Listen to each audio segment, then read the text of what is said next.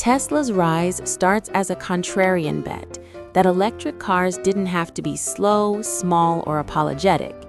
In July 2003, engineers turned entrepreneurs Martin Eberhard and Mark Tarpenning incorporated Tesla Motors with a simple but hard promise: build an electric car people wanted, then use that momentum to push the whole auto industry forward.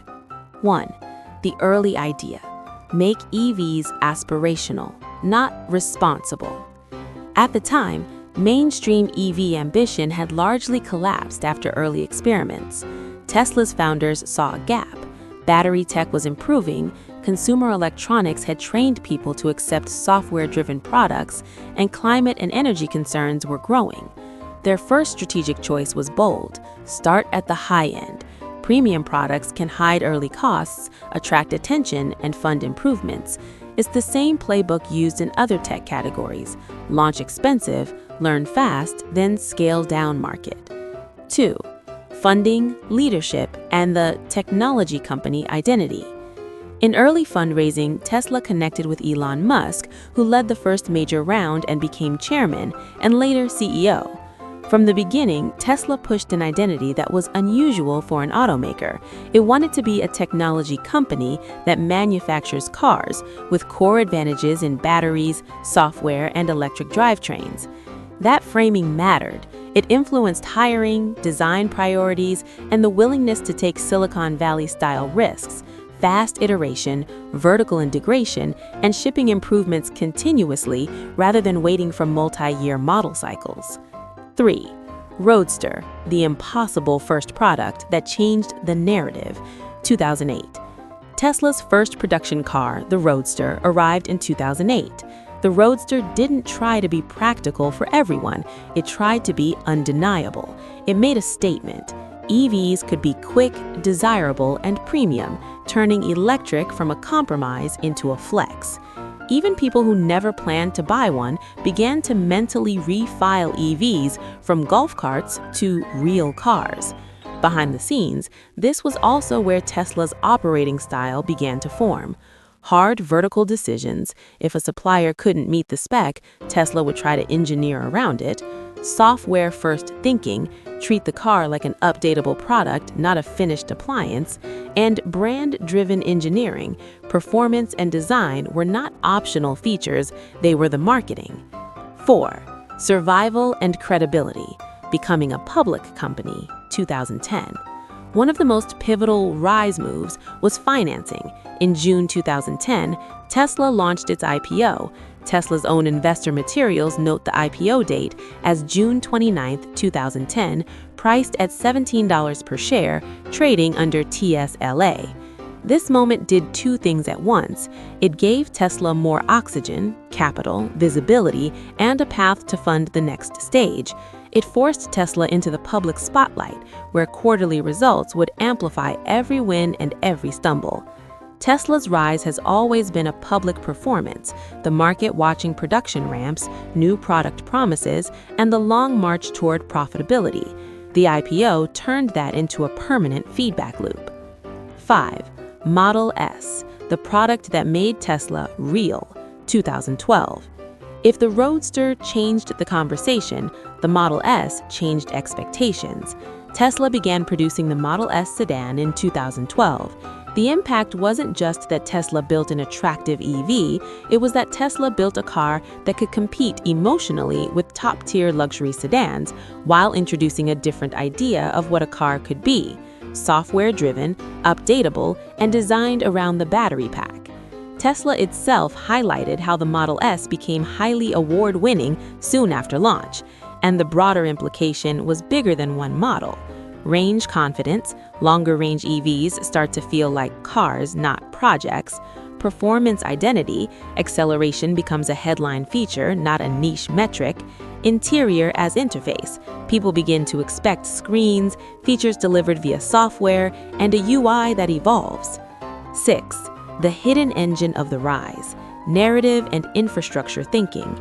Even in this early period, Tesla's rise wasn't only about cars.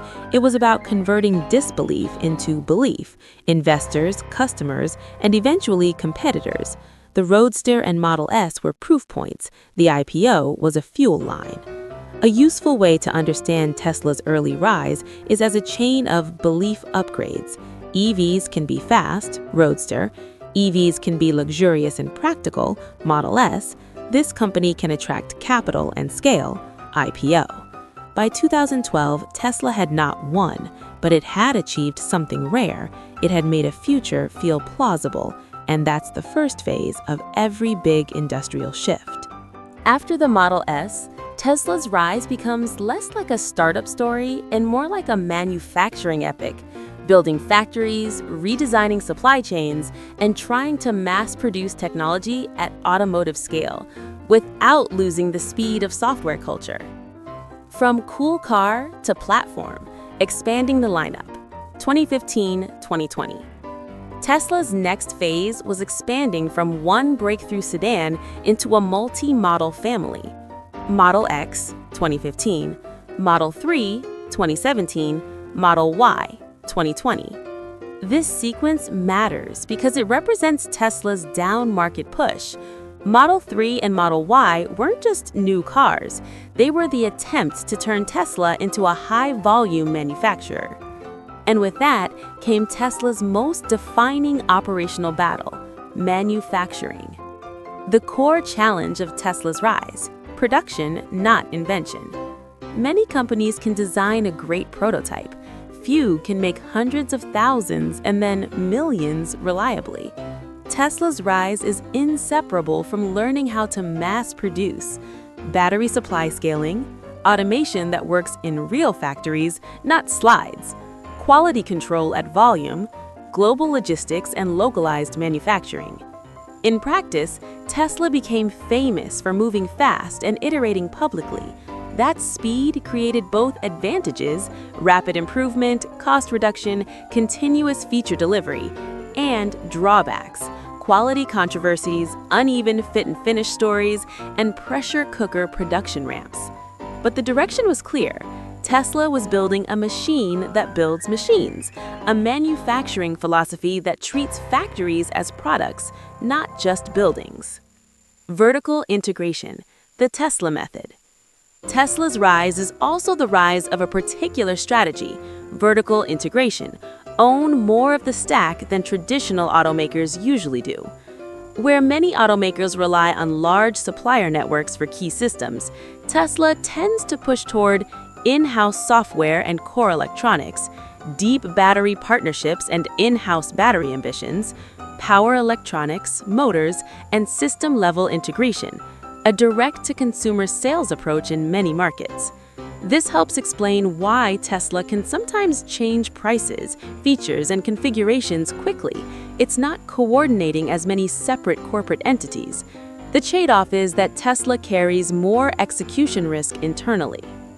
Energy products, the second business that supports the first. Tesla's rise is often told as an automotive story, but Tesla has also built a major energy storage business. One of the clearest recent signals is Tesla reporting record energy storage deployments alongside vehicle production and deliveries in late 2025. This matters because energy storage can smooth revenue cycles when car demand softens, reinforce Tesla's clean energy ecosystem narrative, provide scale benefits for battery procurement and manufacturing learning. Recent reality check, demand cycles, pricing pressure, and the Cybertruck era.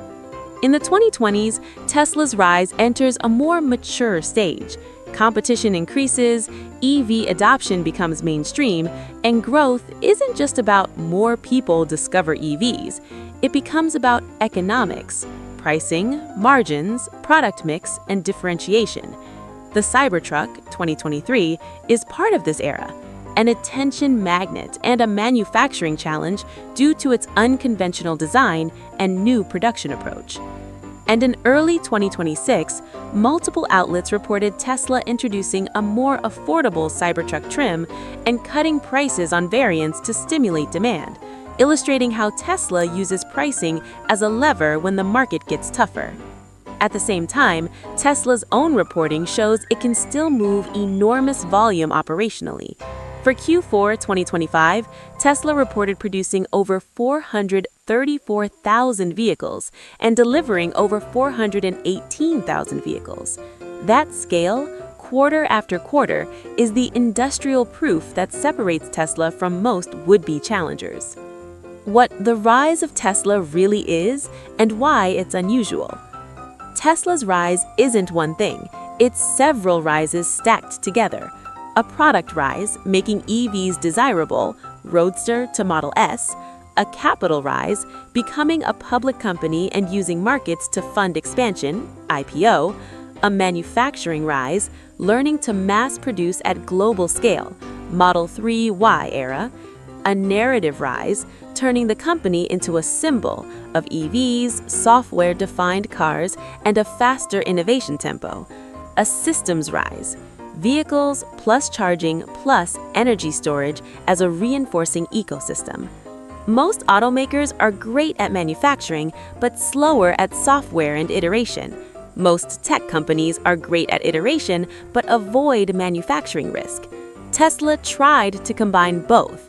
That combination is why Tesla's rise has been both turbulent and transformative. The most important outcome: Tesla changed the industry's default plan. Even critics who dislike Tesla's style often acknowledge the market outcome. After Tesla proved EV demand could be real, the entire industry accelerated.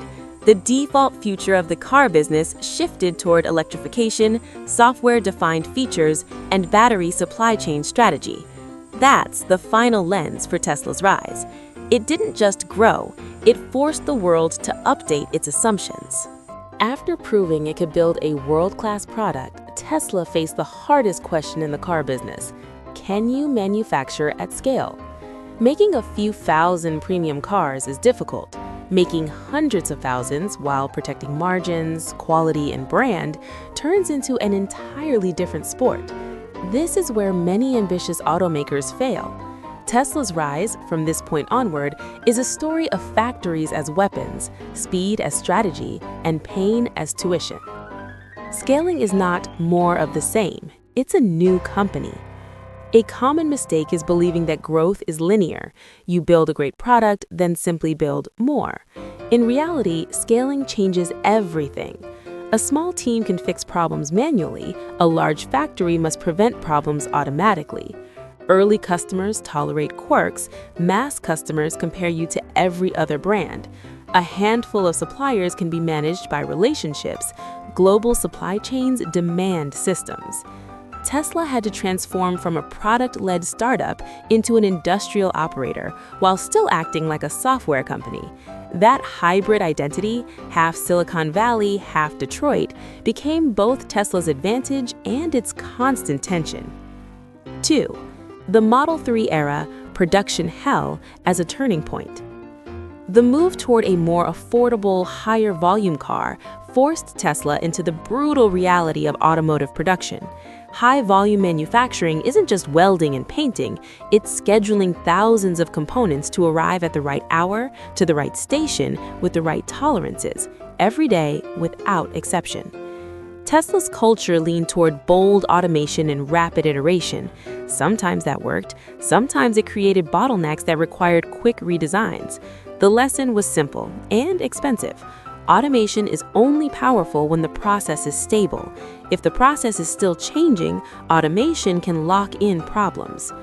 A key feature of Tesla's rise is that it learned these lessons in public. Traditional automakers often hide production struggles behind dealer buffers and multi-layered corporate messaging. Tesla, as a direct-to-consumer brand watched by markets every day, couldn't hide the struggle, but it could use urgency as fuel. 3. Why Tesla treated factories like products. Tesla didn't just build cars, it built the ability to build cars. That sounds abstract until you realize what it means in practice. Designing factory layouts for speed and minimal movement, rewriting manufacturing steps to reduce complexity, building software systems for internal logistics and quality tracking, re-engineering parts to be easier to assemble. A traditional automaker often accepts complexity as normal, thousands of parts, many variants, supplier-led systems. Tesla leaned towards simplification, Fewer parts, fewer steps, more integration. This is where Tesla's manufacturing philosophy connects directly to cost. Every part and every step has a price. Simplify the product and you simplify the factory. Simplify the factory and you reduce the cost of every car for years. Direct sales and pricing flexibility, a strategic advantage at scale. Tesla's direct-to-consumer approach, where permitted, gave it a lever that legacy automakers didn't always have: speed of pricing changes. A traditional model with independent dealers creates friction. Prices vary, inventory sits, incentives become messy, and customer experience can become inconsistent. Tesla could change pricing and offerings more quickly, responding to demand shifts. That agility became important as EV competition increased and as interest rates and consumer budgets changed. But it also introduced a new challenge. Customers started watching Tesla's prices like stock charts. The brand had to balance dynamic pricing with the desire for stable value perception. 5. The rise of the ecosystem, charging and confidence. For many customers, the biggest barrier to buying an EV isn't the car, it's fear of inconvenience. Tesla's approach to charging reduced that fear. A dependable charging network changes the psychology of ownership. EV becomes my only car, not my second car. Long-distance travel becomes normal, not a planning project. Range anxiety fades into background noise. This infrastructure advantage wasn't just a utility, it was a brand experience. When charging works smoothly, the customer credits the car. When charging fails, the customer blames the car, even if the station isn't built by the automaker. Tesla understood that and treated charging as part of the product. 6. The hidden engine of scale, software and continuous improvement. Tesla's vehicles evolved after purchase through software updates. That changed customer expectations. People began to think of cars like phones. You buy it and it gets better over time. This created a new type of loyalty and also a new type of scrutiny. Software also helped Tesla internally. Data from vehicles could inform engineering, diagnostics, and service patterns. Over time, the company could identify recurring issues and address them faster. This loop, build, learn, update, is the software advantage applied to hardware. Not perfect, not always smooth, but powerful. 7. The cost of speed, quality debates, and brand pressure. Tesla's rise didn't happen without controversy. Rapid scaling often comes with uneven quality. Some customers reported excellent experiences, others saw fit and finish issues or service frustrations.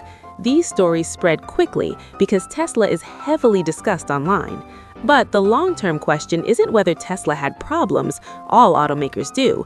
The question is whether it improved faster than competitors and whether customers continue to believe that Tesla's direction was the future. By the end of this phase, Tesla had accomplished something enormous. It built the capacity to produce at scale and proved it could compete not only on innovation, but on volume. Once Tesla had momentum, the next challenge was geographic, becoming global. In the auto industry, scaling globally isn't optional. It's the difference between being a respected niche brand and being a world-shaping company. But global growth is not just selling abroad. It's building the ability to manufacture, deliver, and service across regions with different regulations, supply chains, and customer expectations. Why global factories matter more than global shipping. Shipping cars across oceans is expensive, slow, and risky. It exposes you to currency swings, tariffs, port delays, and logistics chaos. The solution is local production, but local production is hard. You need local suppliers or reliable import systems. You need regional compliance for safety and emissions rules. You need a workforce trained to build your processes at your speed. Tesla's expansion strategy leaned into gigafactory thinking. Build large, standardized factories that can be replicated and tuned, like a platform. The China chapter: speed, scale, and competitive pressure. China is the world's largest EV market and one of the most competitive. Succeeding there means competing with strong domestic brands that move quickly and price aggressively. For Tesla, operating in China offered advantages: scale, supplier ecosystems, and massive demand. but also constant pressure. The China chapter taught Tesla two critical lessons. Cost matters more at scale than at the premium level. Competition forces discipline. When many EV options exist, customers compare features, value, service, and brand trust. The market becomes less about novelty and more about execution. Europe, manufacturing identity and quality expectations. European car buyers often bring different expectations. Heritage, handling, build feel, and long-term durability narratives matter. To win there, Tesla couldn't rely only on being the future. It had to be good in the ways traditional cars are judged. That pushed Tesla to refine manufacturing quality, factory processes, and service operations. Europe also forced Tesla to work inside complex regulatory and consumer protection environments. It's one thing to innovate, it's another to innovate within strict, evolving rules. The rise of the Model Y, the right product at the right time. If one vehicle symbolizes Tesla's global scaling phase, it's the Model Y. In many markets, crossovers dominate demand because they blend practicality and style. The Model Y also benefited from shared platform elements, helping Tesla scale production more efficiently. In other words, the Model Y represented the maturation of Tesla's product strategy. Less statement car, more mainstream favorite. Less risk, more repeatability. More manufacturing efficiency, better margins potential.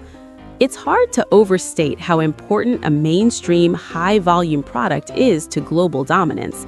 It's what turns a company into a presence on every street, not just a headline. Batteries and supply chain, the quiet war behind the loud products.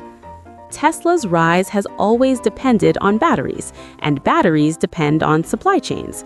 Lithium, nickel, graphite, processing capacity, cell manufacturing, and logistics. As EV adoption surged globally, the entire industry began competing for the same materials and manufacturing capacity. Tesla's advantage wasn't that it had magic batteries, it was that it treated battery strategy as central, not secondary. This includes long-term supply planning, building relationships with cell makers, developing in-house improvements, and designing vehicles around battery packaging and efficiency. This is why Tesla's rise looks like an auto story from the outside, but often feels like an energy storage story from the inside. Brand as infrastructure, why perception became a moat. When Tesla entered new markets, it often arrived with a brand aura. For some customers, Tesla wasn't just a car brand, it was a signal, tech-forward, modern, future-oriented. Brand matters in cars more than people admit because cars are identity purchases. Many customers buy how the car makes them feel about themselves. Tesla understood that and built a culture of strong product narratives, range, performance, updates, simplicity, and the idea of participating in the future. But brand can also become fragile when a company is always in the spotlight. Every product decision, pricing, design changes, new models, creates waves of reaction. Global growth forced Tesla to become more consistent, more stable, and more grown up without becoming boring. The global outcome: Tesla turned EVs into a mainstream category. In this phase, Tesla's rise becomes less about proving EVs work and more about proving EVs can dominate. That shift matters.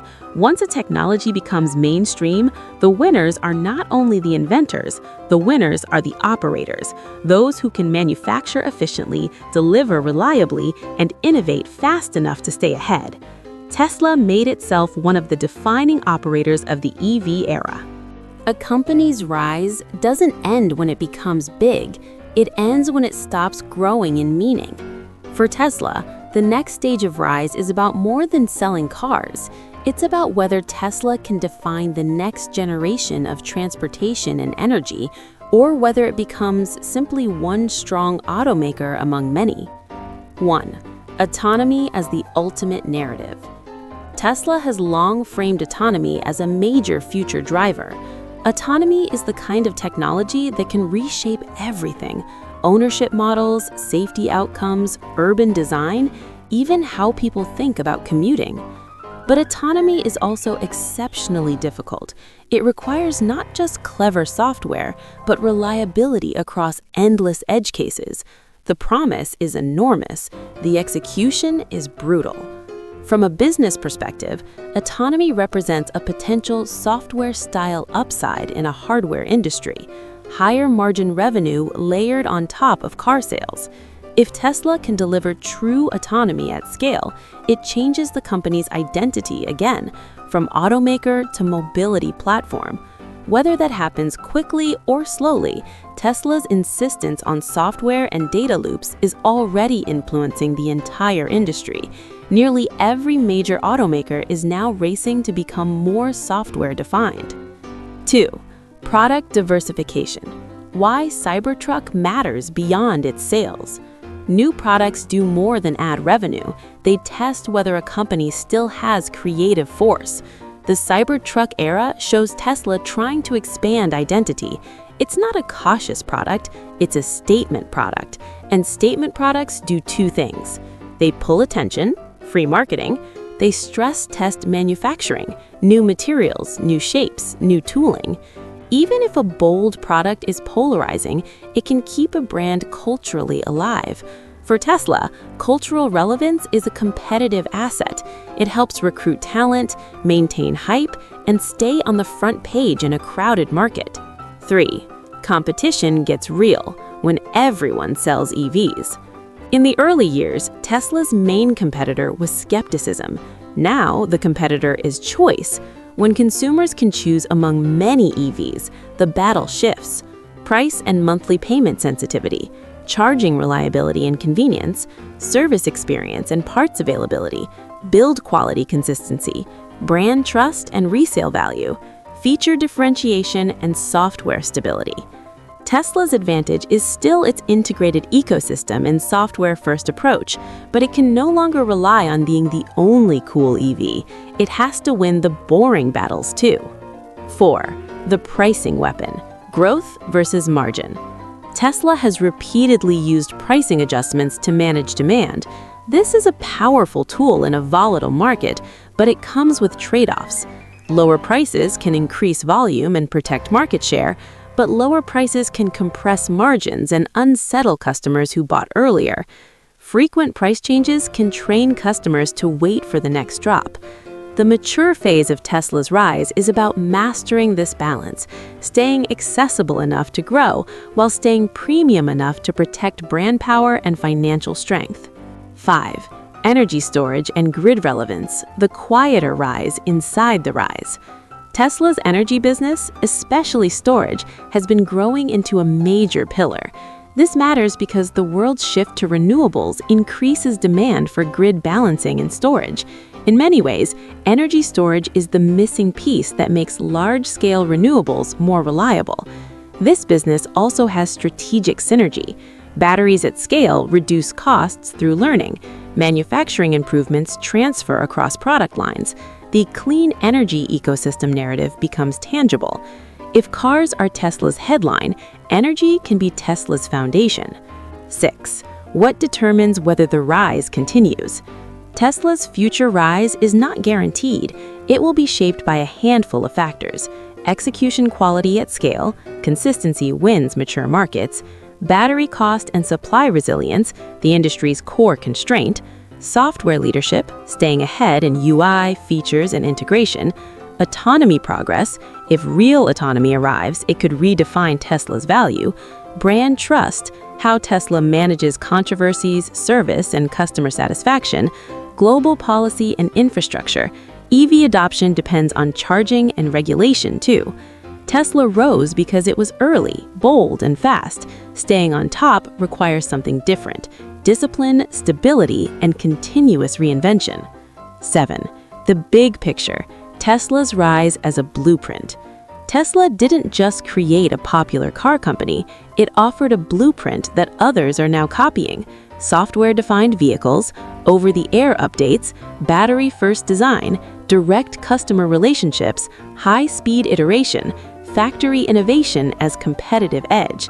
Even if Tesla's market share shifts over time, its influence on the direction of the industry is already locked in. That's the real rise of Tesla. It turned the future into something competitors were forced to chase and customers were ready to buy.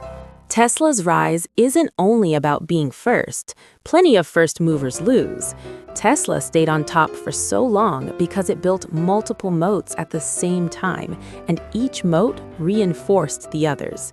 The result is a company that can feel like a car brand, a battery company, a software company, and a factory company all at once.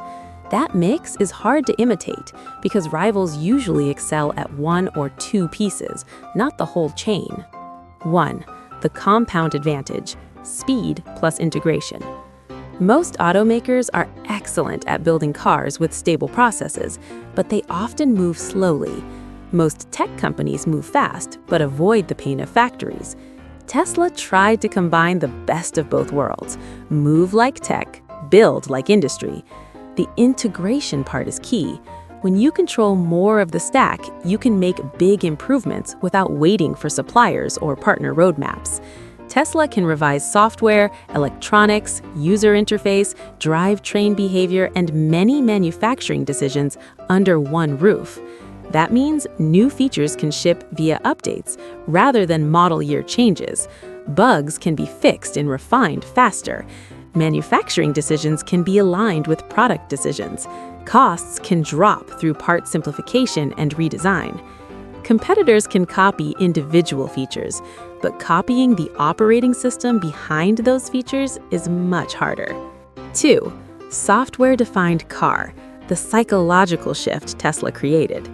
Before Tesla, many customers saw cars as finished goods. You buy what it is on the day you drive it home. Tesla helped normalize the opposite expectation. The car you bought can evolve. That shift matters because it changes how customers judge value. The car becomes more like a device. You expect improvements. Your ownership experience becomes a relationship, not a one-time transaction. The brand gets stickier because the product feels alive. This also created a new type of marketing. Every meaningful update becomes a mini product launch. Even small improvements can generate online discussion and renewed attention without needing a new model. 3.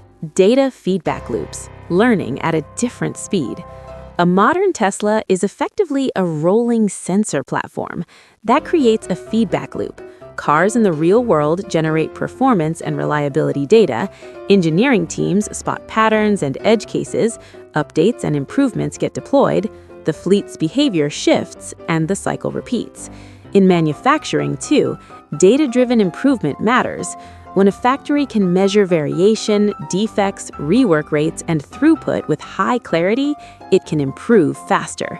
Learning speed becomes a competitive advantage. Over time, faster learning often beats bigger budgets. 4. Charging as a trust engine. Charging isn't glamorous, but it's decisive. Early EV adoption was limited by anxiety. Will this car fit my life? Tesla's charging strategy made EV ownership feel less risky. When charging works reliably, customers credit the brand. When it doesn't, customers blame the brand. Tesla treated charging as part of the product experience. That approach helped convert hesitant buyers into confident owners. It also created a practical moat. Even if competitors build great EVs, weak charging experiences can poison customer satisfaction. Tesla's rise benefited from reducing the ownership friction that slows adoption. 6. Manufacturing innovation, fewer parts, fewer steps, lower costs. Tesla's manufacturing rise has always been tied to simplification. Simplification is not just an engineering ideal, it's a cost weapon. Fewer parts means fewer supply chain risks. Fewer steps means faster assembly and less labor time. Fewer complexity points means fewer opportunities for defects. This is why Tesla's engineers often redesign components not only for performance, but for manufacturing ease. The best part is the one you don't need to build. 7. The brand moat, culture as marketing. Tesla's brand is unusually viral. People argue about Tesla constantly. Fans, critics, investors, drivers, non-drivers. That attention acts like free distribution. In many industries, attention is purchased. Tesla often earns it through product drama, bold statements, polarizing design choices, and big bets. The downside is volatility. When you live in the spotlight, small issues can become huge stories. But the upside is enormous. Tesla often gets the world's attention without paying for it at the scale traditional automakers do. 7. The real moat. Moats stacking, not moats existing. If you want the simplest explanation for Tesla's durable rise, it's this. Software makes the product improve, data makes improvement faster, factories make cost and scale possible, charging makes ownership easier, brand makes demand easier to create. One moat alone is vulnerable. Several moats stacked together become resilient. Every big rise eventually hits a backlash phase. Not because the company collapses, but because the world stops grading it on potential and starts grading it on consequences. Tesla's popularity, valuation history, and cultural influence made it one of the most scrutinized companies on Earth. When you become a symbol, you are judged like a symbol, by supporters and critics alike. Quality and service, the volume tax. Rapid scaling often creates uneven quality. Tesla's rise required a manufacturing sprint, and sprints can produce rough edges. Some customers loved the ownership experience. Others faced fit and finish problems, inconsistent service wait times, or parts delays.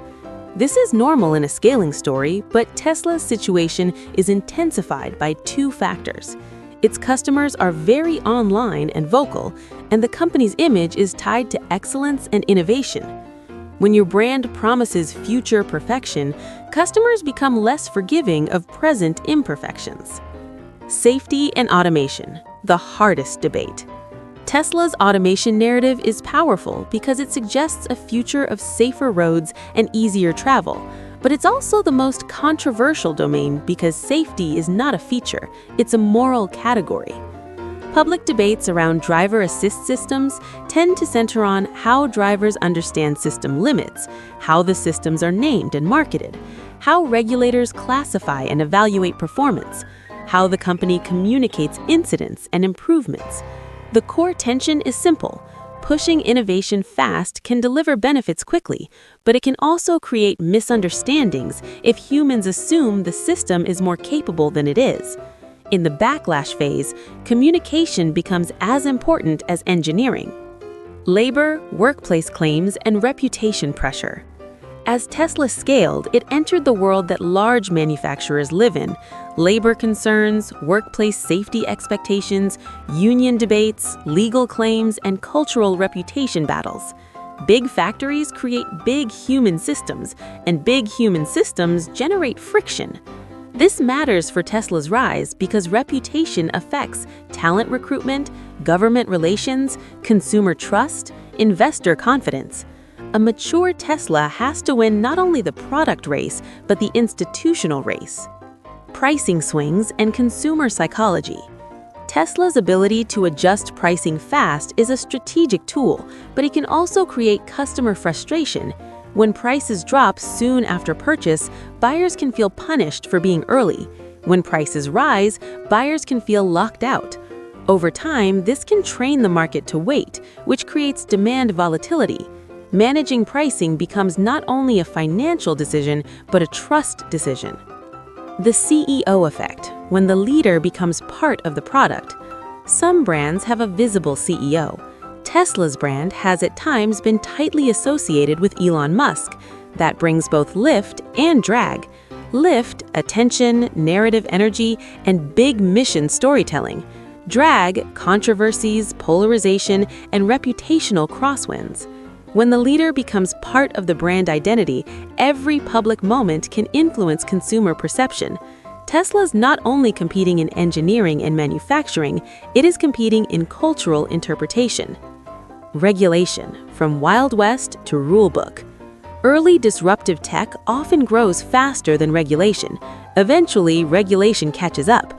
As EV adoption expanded and driver assist systems became mainstream, rulemaking and enforcement grew more active. For Tesla, the long-term outcome depends on whether it can keep innovating while adapting to stricter standards. The companies that dominate mature industries are rarely the wildest. They are the ones that learn to win inside the rules.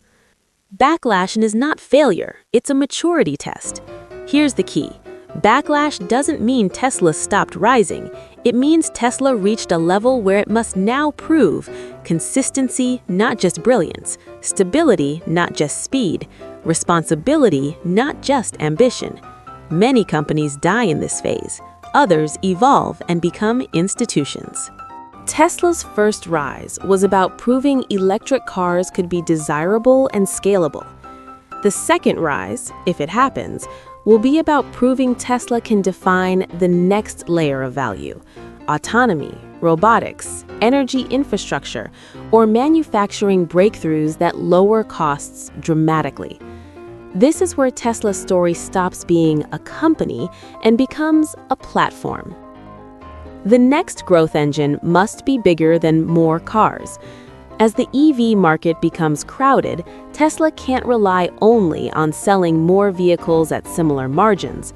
The world's largest companies usually have at least one of these: a platform ecosystem, software or services, recurring revenue at scale, network effects, extremely low-cost production that competitors struggle to match. Tesla's potential second rise is about moving closer to those traits. Autonomy, the biggest prize, the hardest climb. If Tesla achieves dependable, scalable autonomy, it could create a business model that looks more like software than manufacturing. It could shift the value of a car from hardware sold once to capability sold continuously. But autonomy is also where expectations can outrun reality. Over-promising is dangerous. Under-delivering creates cynicism. Tesla's future depends not only on technical progress, but on calibration: what it claims, what it releases, and what drivers actually experience. A low-cost vehicle, the mass market unlock. A truly affordable Tesla, produced at massive scale, would be a continuation of the original mission: accelerate sustainable transport by making EVs accessible. If Tesla can build a compelling, lower-priced vehicle while maintaining profitability, it could expand into markets that are currently priced out. This would also intensify competition because it would move Tesla into the battlefield where legacy automakers fight hardest: high-volume segments. Energy storage, the quiet giant. Energy storage might become Tesla's most underrated pillar. As grids shift toward renewables, storage becomes essential for smoothing supply and demand.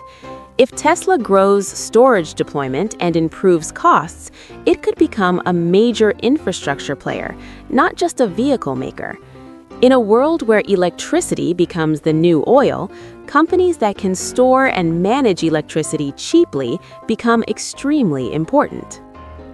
The final meaning of Tesla's rise.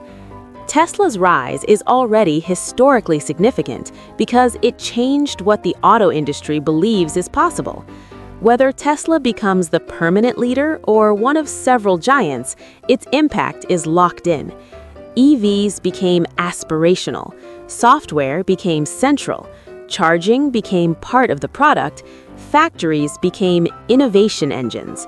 The pace of change accelerated across the industry. If Tesla's second rise succeeds, it won't just sell cars, it will shape how energy and mobility work together at global scale. If Tesla's first rise was about proving electric cars could be desirable and scalable, the next chapter is about something larger: turning Tesla into a platform. A platform isn't just a product line, it's a system that keeps generating value after the initial sale, through software, energy, services, and infrastructure that reinforce each other. To understand why this matters, imagine two futures. Future A: Tesla is a strong automaker. It sells millions of vehicles, competes on price and features, and lives in the same business logic as other car companies. Future B, Tesla is a platform. The car is only one layer. The customer relationship persists through energy, software upgrades, connectivity, charging, and services that evolve over time. Tesla's strategy has always hinted at Future B, but the platform era makes that ambition unavoidable. The world is changing in ways that reward platforms: software-defined products, subscription economics, network effects, and data loops. The question is whether Tesla can build those advantages without losing the trust that mass-market customers require. 1. The new center of gravity: recurring value. Traditional auto economics are spiky. A customer buys a car every several years, and revenue arrives in bursts. Platforms prefer smoothness: subscriptions, services, upgrades, and ongoing relationships.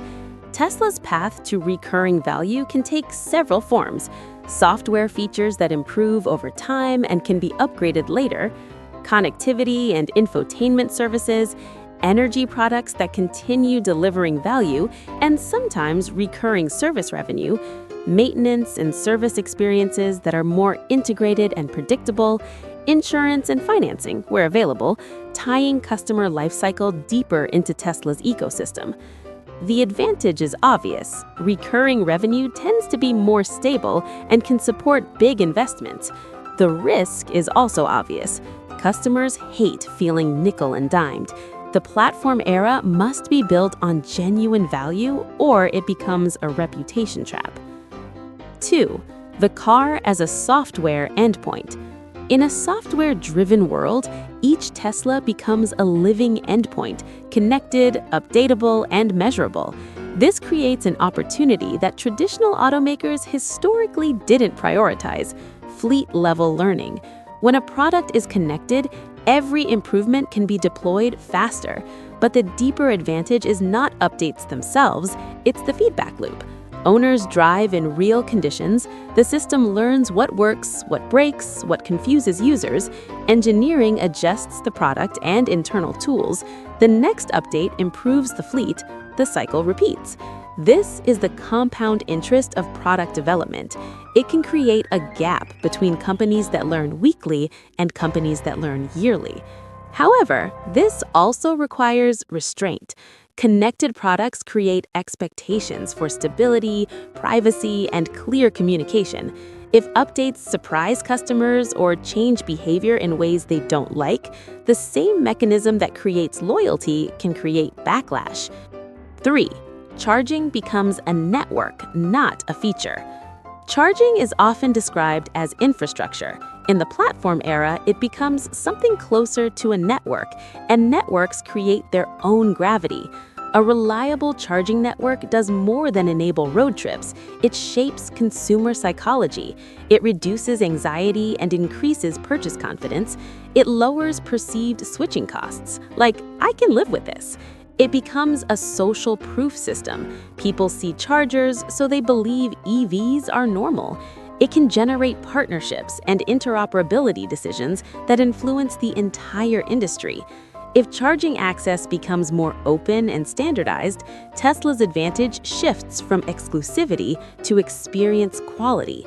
Uptime, consistency, payment simplicity, location strategy, and integration into the car's routing. In other words, the moat is not "we have chargers." The moat becomes "charging is frictionless in our ecosystem." 4. Energy storage becomes the quiet backbone. Energy storage isn't a side quest, it's part of the platform. As grids integrate more renewable generation, storage becomes essential to smooth supply and demand. Storage also becomes central to resilience, keeping power stable for businesses, critical services, and homes. Tesla's energy story can evolve into a platform in its own right. Residential storage tied to solar and home energy management, commercial and industrial storage for peak shaving and reliability, grid-scale storage that makes renewable heavy grids more stable. In this platform view, Tesla is not merely selling a battery box, it's selling predictable energy behavior, control, reliability, and cost optimization. And there is a powerful synergy. Scaling storage accelerates battery learning, which can influence vehicle economics too. The platform isn't one product, it's a set of connected learning loops. 5. The affordability frontier, the next mass unlock. The platform era depends on volume, and volume depends on affordability. A high-priced product can win prestige. A truly affordable product can win the world. The next Tesla mass unlock, if it arrives, will be defined by cost per unit achieved by manufacturing innovation, simplicity in parts and variants, supply chain resilience in materials and cell production, a strong value story that does not rely on luxury identity. A lower-cost vehicle would place Tesla in the most competitive segments of the global market, where consumers are price-sensitive and brand loyalty is less forgiving. That's both the opportunity and the danger. If Tesla nails this, it expands into a market measured in tens of millions of units.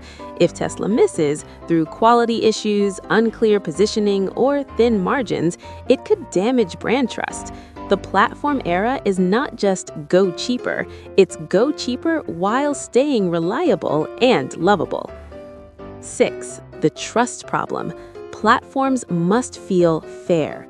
The world tolerates instability in early disruptors, the mass market does not.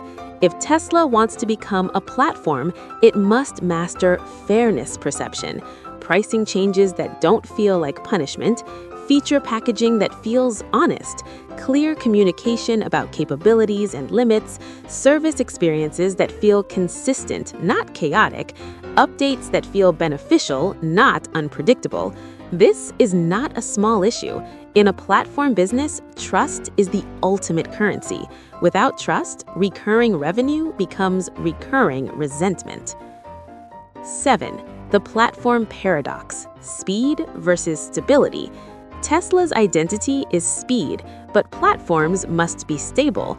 This creates a paradox. Move fast and you risk breaking trust. Move slow and you lose innovation leadership. The solution is not choosing one. It is building systems that allow fast innovation without unstable user experiences. That means better testing pipelines, clearer release notes and user controls, more consistent customer support processes, stronger internal quality gates, and a culture that respects reliability as a feature.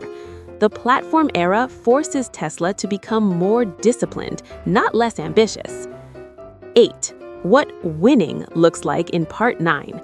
Tesla wins the platform era if it becomes the default choice, not because it is trendy, but because it is effortless.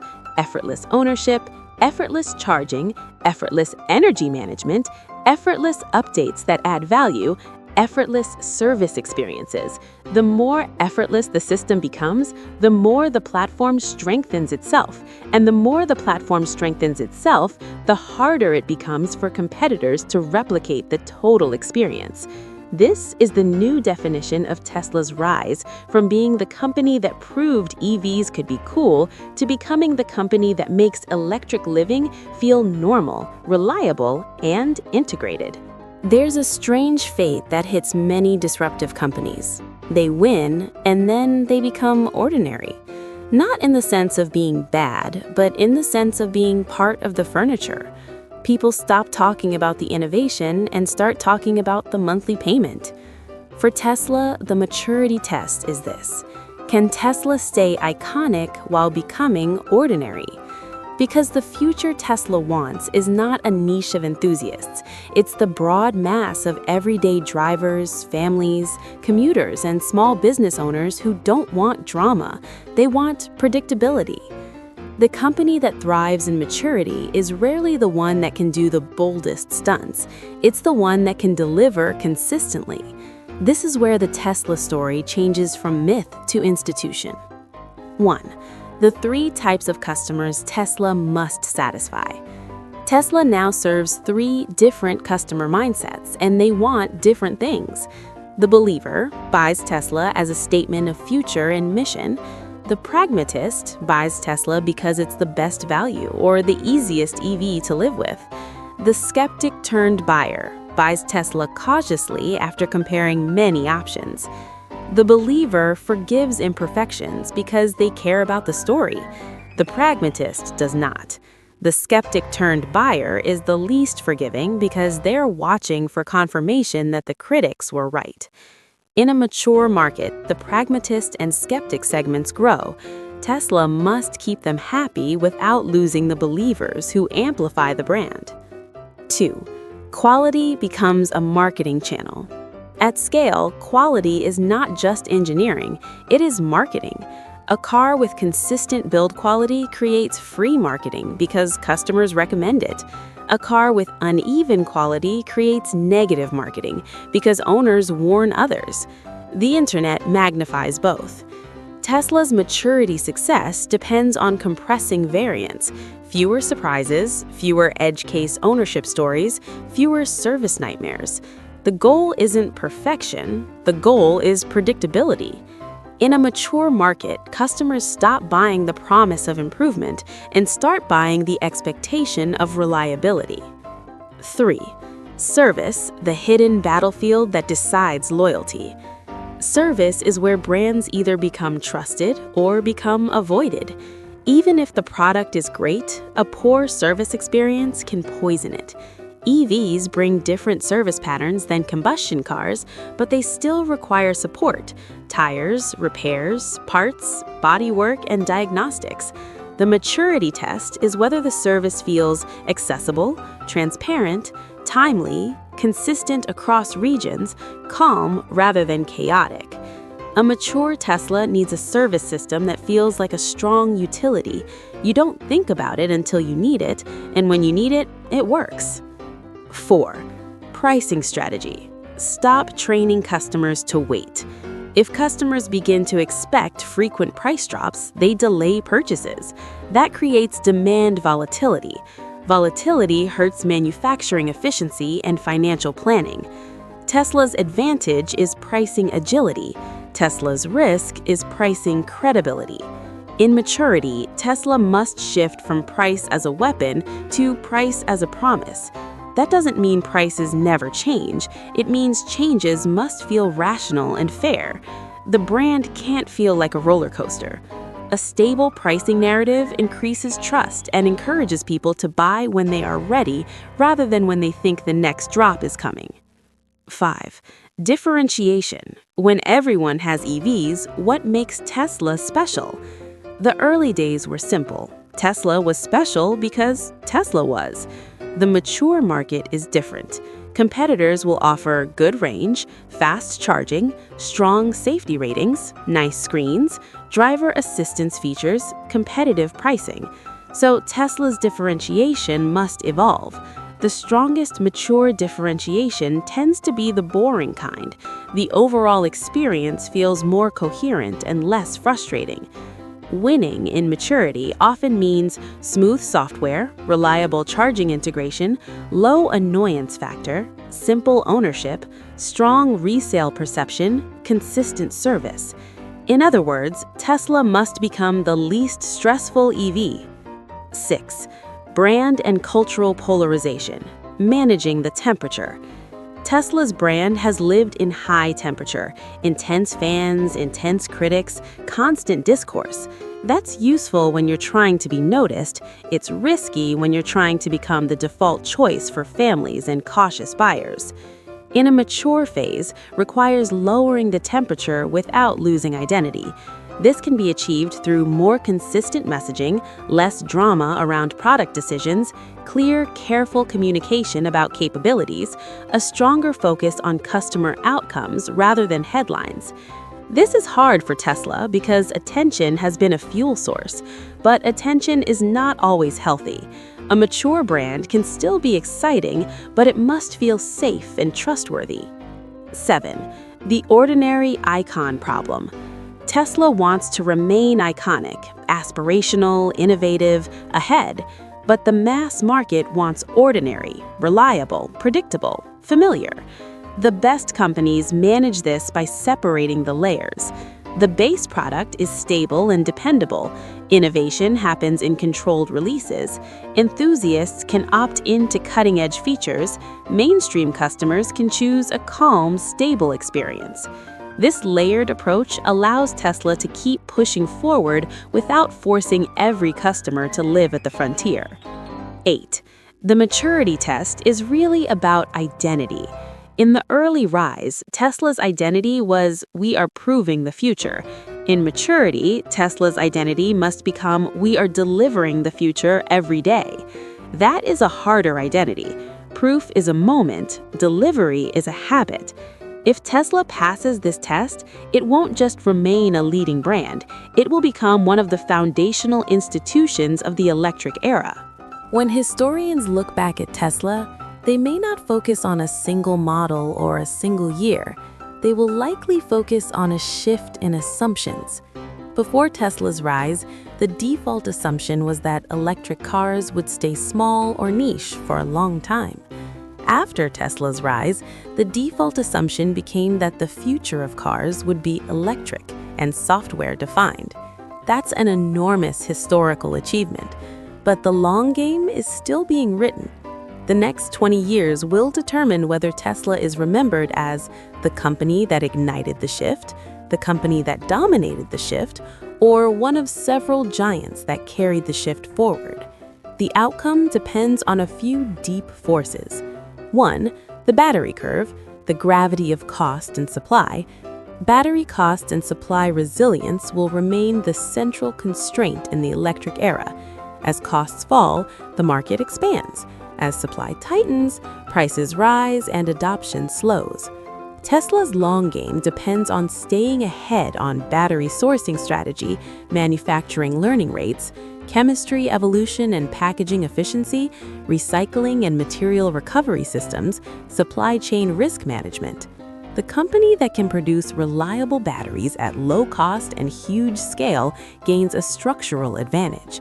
In many ways, the auto industry becomes a battery industry that happens to make vehicles. Tesla's rise was built on treating batteries as core. Its future depends on keeping that discipline when competition gets fierce. 2. Manufacturing as destiny, the role of factories in history. If you zoom out, Tesla's story is not only about vehicles, it's about industrial capability. In history, the companies that shape eras often do something like this. They build the infrastructure of mass production. They turn complex technology into a repeatable, affordable product. They make the new thing normal. Factories are where that happens. Tesla's long game depends on continuing to innovate in manufacturing, reducing complexity, increasing throughput, improving quality, and lowering costs. If Tesla becomes the manufacturer with the lowest cost per vehicle at high quality, it will remain strong, even if competitors match features, because in a mature market, cost to value wins. 3. Autonomy and assistance, the most sensitive frontier. Autonomy is the biggest potential upside and the biggest reputational risk. The long game here is not just technical, it's social. How customers understand the system, how regulators define safe deployment, how companies communicate limitations, how improvements are rolled out responsibly. If Tesla makes major progress that is widely trusted, it could define a new category of value, mobility as software capability. But if public trust erodes due to confusion or overstated expectations, autonomy becomes a drag rather than a boost. In the long game, trust will be more decisive than hype. 4. Energy and climate infrastructure. Tesla as an electricity company in disguise. Cars are only one part of electrification. The long game is electricity everywhere: homes, buildings, industries, and grids. Tesla's energy segment could become increasingly important if the world shifts towards storage-heavy grids. In that future, Tesla is not competing only with automakers, it is competing with industrial energy companies and infrastructure builders. If Tesla's energy products become reliable and widely adopted, Tesla's rise could be seen as part of a broader story, not only a transportation shift, but an energy systems shift. 5. Cultural legacy. What Tesla meant. Some companies are remembered for what they sold. Others are remembered for what they symbolized. Tesla symbolized the comeback of EV ambition, the idea that cars can improve through software, the acceleration of an entire industry's pace, the belief that a new entrant can challenge old giants. That cultural legacy is already strong, but cultural legacy can change if the company becomes widely disliked or widely trusted. The long game is not just engineering, it is how people feel about the brand. 6. The next Tesla problem. Disruption never stops. One day, a new company will try to disrupt Tesla the way Tesla disrupted others. It might come from a battery breakthrough, a new manufacturing method, a new mobility model, a lower-cost platform approach, or a completely different energy ecosystem. The long-game question is whether Tesla becomes the incumbent that resists change or the incumbent that keeps reinventing itself. The companies that dominate long eras are usually the ones that remain hungry even after winning. 7. What history could say in one line. If Tesla succeeds in the platform era and the maturity era, history might say, Tesla didn't just sell EVs, it made electric life normal. If Tesla falls behind, history might say, Tesla proved the future and others industrialized it. Both are significant, but only one is dominance. 8. The final continuation of Part 8, the second rise is a character change. Part 8 described the second rise as autonomy, affordability, energy, and manufacturing breakthroughs. Part 9 through 11 extends that idea. The second rise is not only new products, it is a character change. Tesla must evolve from bold and fast to bold and reliable, viral and polarizing to trusted and steady, exciting prototype energy to calm everyday excellence, watch what we might do to here is what works every day. That character change is the hardest part of any long success story. It is easy to disrupt. It is hard to become a stable institution without becoming boring. If Tesla pulls it off, the rise won't be remembered as a single climb. It will be remembered as a multi-stage ascent: innovation, scaling, globalization, maturity, and platform transformation, each one harder than the last. And that is what makes Tesla's story so compelling. It is not only about technology, it is about whether ambition can grow up without shrinking.